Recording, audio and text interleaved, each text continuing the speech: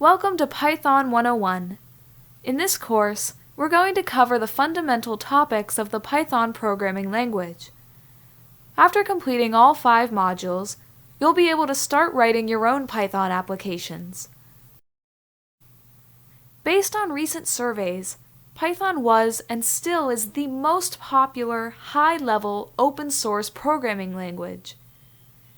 It is a powerful, fast, and dynamic programming language that runs everywhere. It's also interactive, object-oriented, and very easy to learn. Anyone can create programs with it.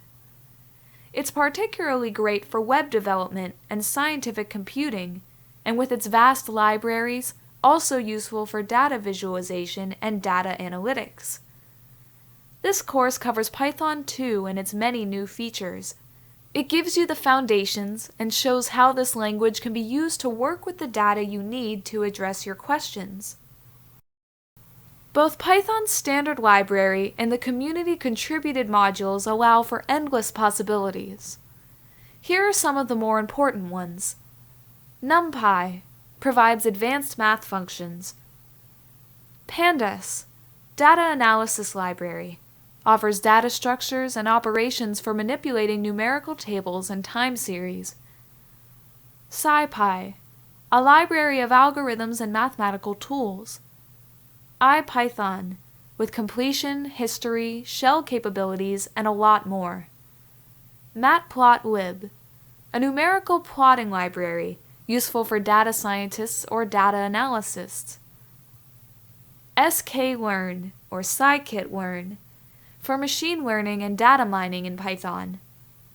And another important feature of Python is its vast community of Python programmers. The videos in this course will make use of this music dataset of top-selling albums in order to explain the concepts in a practical setting. Along the way, the operations on this data will become more complex as we introduce new programming concepts. This is the course syllabus. In Module 1, we'll cover the basic language principles that you'll need for the more advanced topics, things like basic math operations, variables, and strings.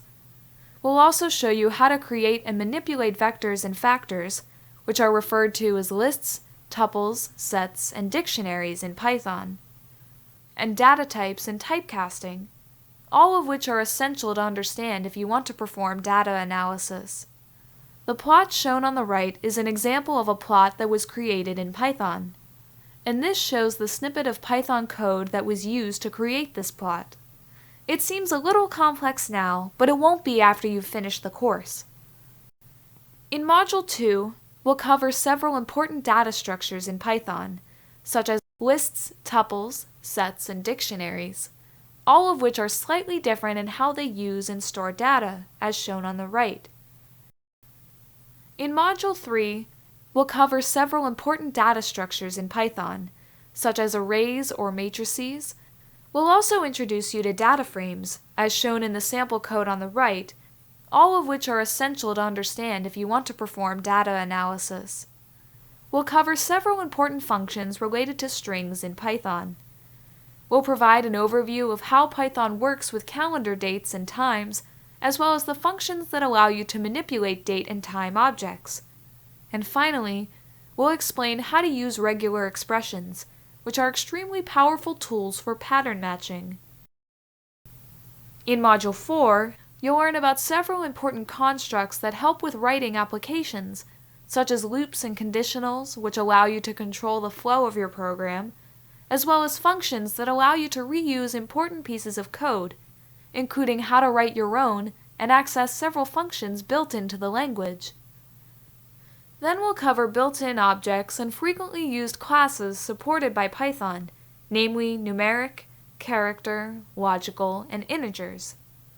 After which, we'll show you how to handle errors and warnings in your program and how to correct some of your syntax and formatting errors. And finally, in Module 5, since Python is a great language for data analysis, it's important to know how to work with data in different formats. So we'll show you how to read data from different files like text, CSV, and Excel, as well as how to write Python objects back into these file types. This brings us to the end of this video. The hands-on labs after each module will have you practice what you learn using Jupyter Notebooks on the Data Scientist workbench. There's a lot to go over, but by practicing all these concepts, you'll be well on your way to using Python in your own applications. We're sure you'll be up and running with Python in no time. So adjust your headphones and let's get started.